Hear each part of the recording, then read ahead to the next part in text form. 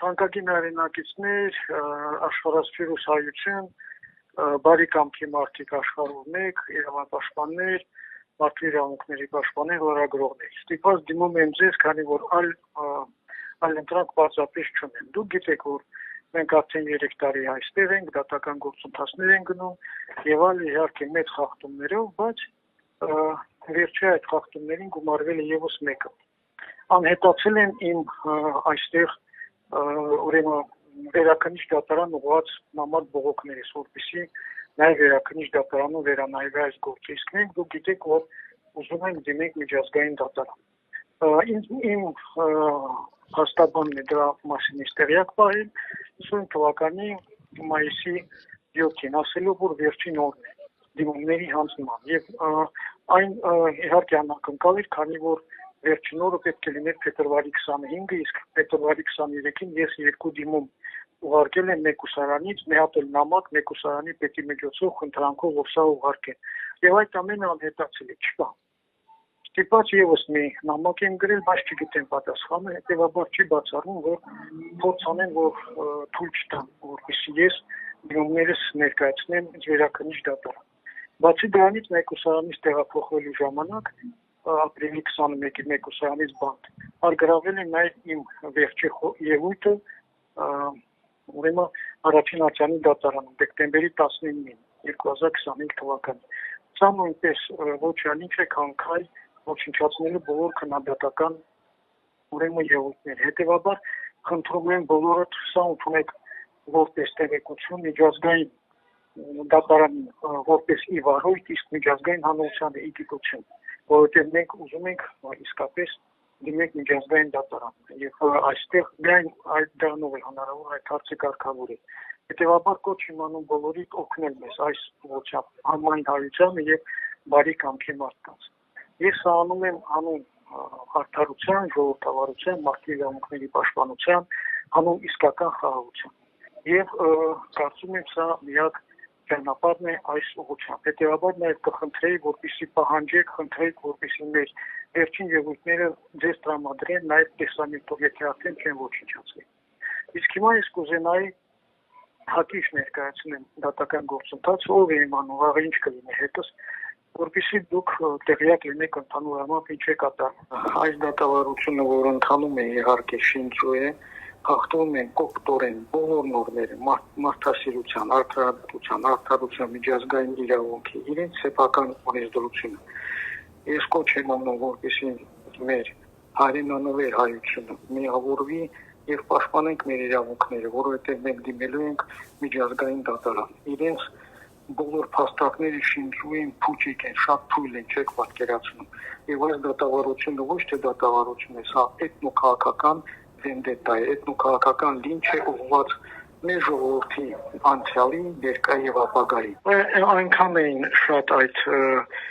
չարաշահումները, այդ խախտումները, որ նույնիսկ որոշ փաստաբաններ դա մասին նշել են, հայտնելով, որ ժամանակը կգա իրենց համար ամոթ կլինի այդ բոլոր ուրեմն խախտումների համար։ Ես կասեի նաև ցավոտ կլինի, որովհետև կան որոշ գաղափարներ, որոշ չգրված օրենքներ, գրված օրենքներ հավատքի հետ կապված, որոնց խախտումը այդ թվում առավել եւս գիտակցաբար, կամավոր եւ հանդուգն որևէ մեկին չի ներվում երբևիցե։ Եվ մեջբերել են նաև իրենց Ղուրանից մի ասացվածքը, որտեղ ասվում է, որ Աստված չի սիրում ուրեմն հանդուգն եւ ինքնահավան, այսպես ինքնագոհ մարդկանց։ Եվ սա շատ կարևոր է։ Կարծում եմ, որ դա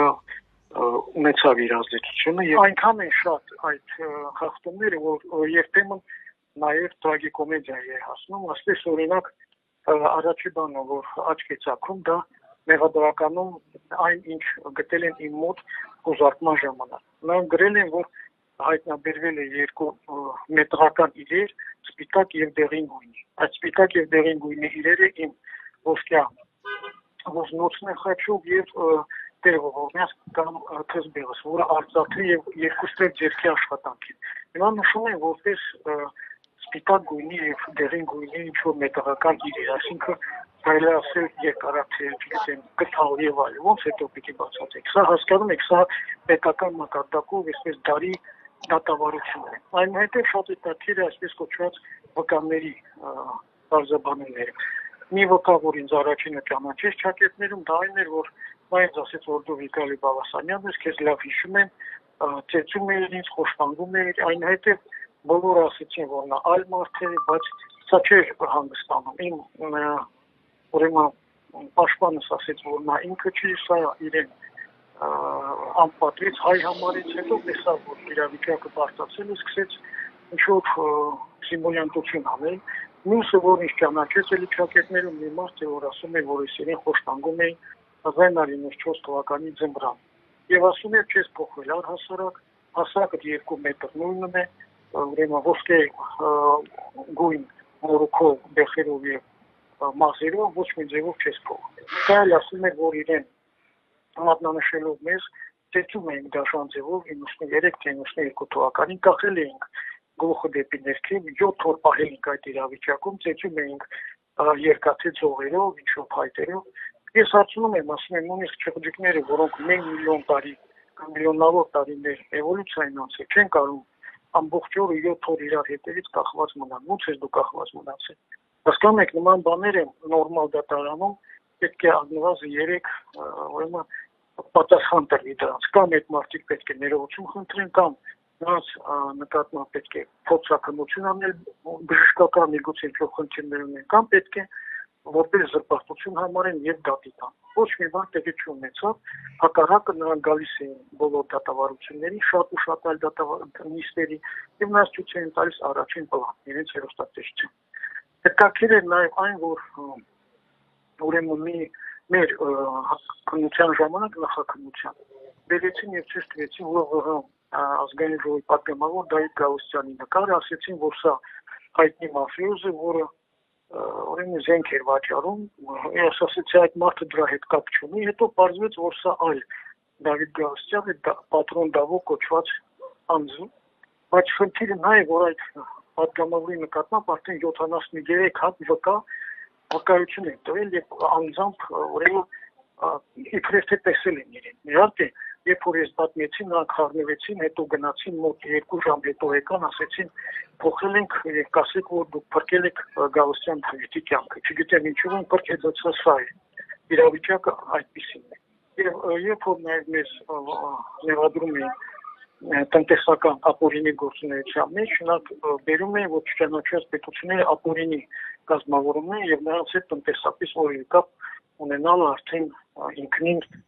ուրեմն հանցագործություն է։ Բայց ինչ է տեղի ունեցել։ Դատավարության ժամանակ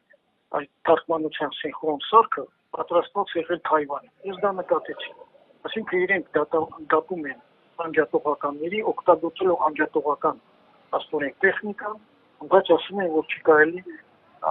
պետությունների հետ կապ պահպանել։ Այն երբ որ իրենց ղեկավարությունը միայն 2025 թվականին 2 անգամ է Չինաստան այցելել եւ այնտեղ հայտարարել, որ Թայվան ճանաչում է Չինաստանի մաս։ Հասկանում եք, այսպիսի բաներ, ես սա պատմում եմ փաստերից ելնելով, սա ոչ թե երևակայություն։ Հետևաբար սա է իրավիճակը։ Ինչի է այդպես, որովհետեւ կարծում եմ կա պետական այսպես աշխարհակահաղական ատելություն։